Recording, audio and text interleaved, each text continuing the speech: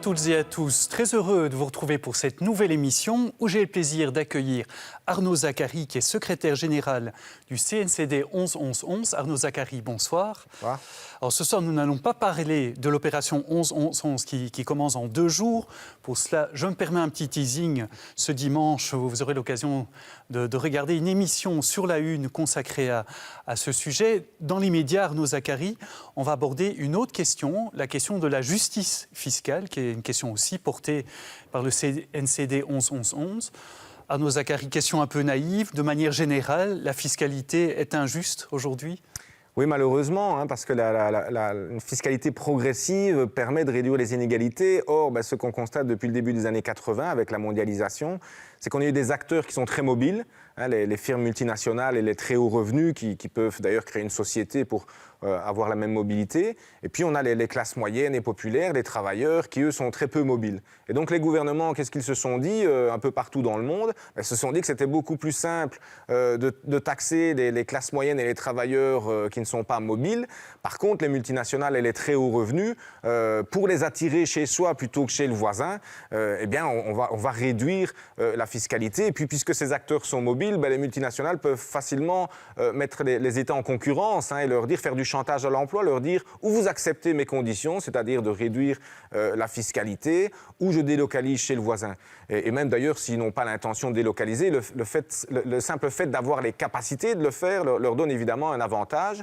Et donc c'est comme ça, pour vous citer un chiffre, si on prend l'impôt sur les bénéfices des sociétés, à l'échelle mondiale, en 1980, on était à plus de 45% en moyenne mondiale, on est aujourd'hui à 22%. Et si on prend la moyenne de la zone euro, par exemple, en 1993, on était encore à 40%, on est aujourd'hui à 19%. Donc, ça a été divisé par 2, et on a même calculé qu'au rythme actuel, à l'échelle mondiale, on arrivera à 0% en 2052 si on continue comme ça. Donc, ça voudrait dire qu'on serait dans l'injustice totale, où les épaules les plus larges, souvent celles qui ont le plus de moyens de contribuer à la collectivité, c'est-à-dire les plus riches et les grandes multinationales, paieraient 0% d'impôts sur leurs profits, alors que les classes moyennes et populaires, elles, devraient payer des taxes importantes.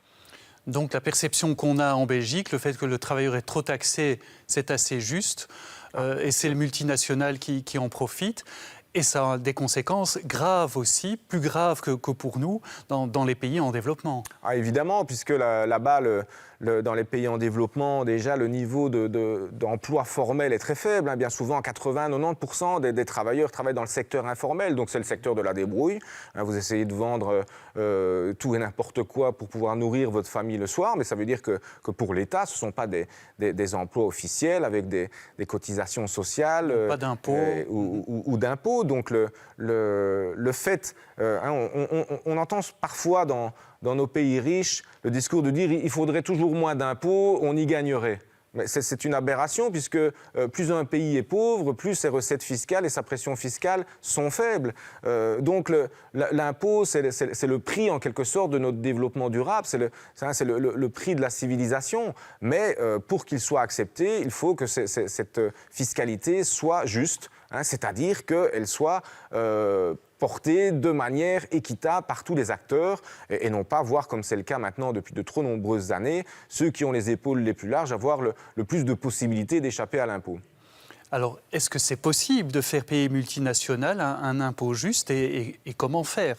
Oui, c'est tout à fait possible. Donc, l'OCDE négocie depuis maintenant plusieurs années et l'OCDE, c'est le groupe des pays industrialisés, mais il négocie dans ce qu'on appelle un cadre inclusif. Donc, il y a près de 140 pays qui négocient pour justement mettre fin à cette course au moins-disant fiscale et à cette évasion fiscale des multinationales. Et qu'est-ce qu'il propose? C'est 2 choses, c'est sur la table. D'abord, c'est très simple. Pour enrayer la course au moins-disant fiscale, c'est d'instaurer un impôt minimum à l'échelle mondiale et dans chacun des pays sur les profits des sociétés. Comme ça, il peut y avoir une concurrence, une compétition, mais il y a des limites. L'autre aspect, c'est de dire on va taxer les profits des multinationales sur une base unitaire, parce que le problème actuellement, c'est que le système fiscal n'est pas adapté à la mondialisation et aux multinationales, puisqu'on considère que chaque filiale est une entité séparée du groupe multinational. Et donc évidemment, c'est très simple pour une multinationale de créer une filiale, de la localiser dans un paradis fiscal et de transférer les profits qui sont engendrés dans les autres pays vers cette filiale localisée dans les paradis fiscaux et donc d'éviter de payer l'impôt. Donc ce qu'il faut, c'est une taxation unitaire des multinationales et leur demander de payer les impôts là où les activités et les profits ont effectivement lieu. Ben, comme ça, les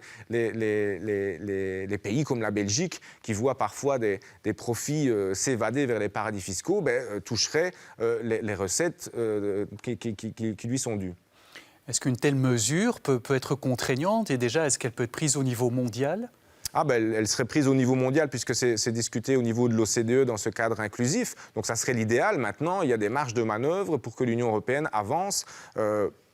Instaurer un impôt européen minimum sur les bénéfices des sociétés, il suffit que les États membres de l'Union européenne se décident pour le faire. Et pour la taxation unitaire des multinationales, il existe depuis des années un projet d'assiette commune consolidée de l'impôt des sociétés, comme on l'appelle dans le jargon européen, et donc qui permettrait d'avoir cette transparence et de permettre au gouvernement de taxer les multinationales et leurs profits là où les activités et les bénéfices ont effectivement été créés. Est-ce que d'un pays à l'autre de l'Union européenne, puisqu'on parle de l'Europe, est-ce que la taxation est fort différente ? Bien sûr, et c'est là le gros problème. On se concurrence, c'est la compétition de tous contre tous avec certains pays en matière fiscale qui sont des paradis fiscaux tout particulièrement agressifs pour attirer les profits des multinationales. C'est d'abord l'Irlande, c'est ensuite les Pays-Bas et puis finalement le Luxembourg. Donc là, on a 3 pays de l'Union européenne qui font partie des principaux paradis fiscaux qui attirent les profits des multinationales de partout dans le monde. Et donc ça veut dire qu'ils siphonnent les recettes fiscales des autres États et en l'occurrence des autres États de l'Union européenne. Alors évidemment, le gros problème en matière de décision au niveau européen, c'est que les questions fiscales se décident à l'unanimité. Donc vous voyez qu'il faudrait que le Luxembourg, que l'Irlande, que les Pays-Bas soient d'accord. Mais évidemment, ça veut dire qu'il faut élargir les négociations et faire comprendre à ces pays qu'on ne peut pas continuer, ils ne peuvent pas continuer à bénéficier de tous les intérêts de participer à l'Union européenne tout en siphonnant comme ça les assiettes fiscales des pays voisins. Alors, une dernière question, Arnaud Zacharie, c'est un vaste sujet évidemment, mais qu'est-ce que nous, comme citoyens ici en Belgique, on peut faire concrètement pour aller dans le sens d'une réforme fiscale majeure ? Là, c'est vraiment de participer aux mobilisations citoyennes, aux pétitions. Donc, la question avance, il ne faut vraiment pas être fataliste. Depuis la crise de 2008, c'est bien un sujet sur lequel on avance et ce n'est pas pour rien qu'on en discute au sein de l'OCDE très sérieusement. C'est la question de la justice fiscale, c'est la question de l'évasion fiscale internationale.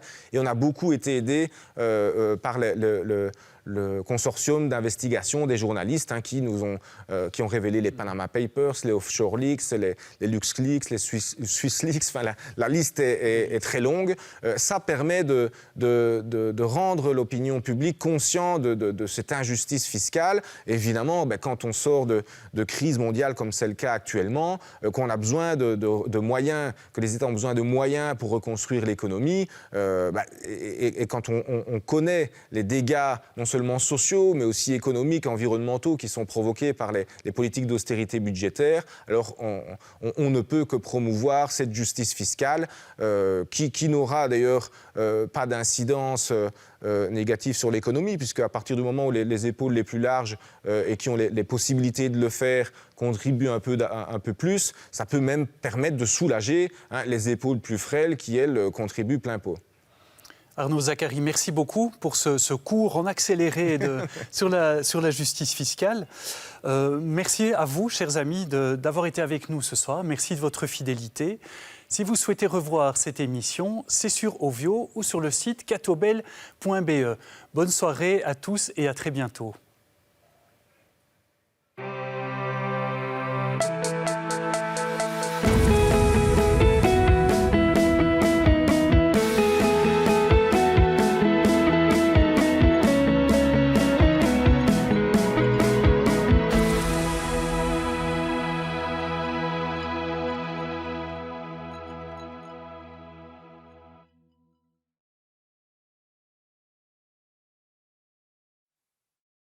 Volontiers.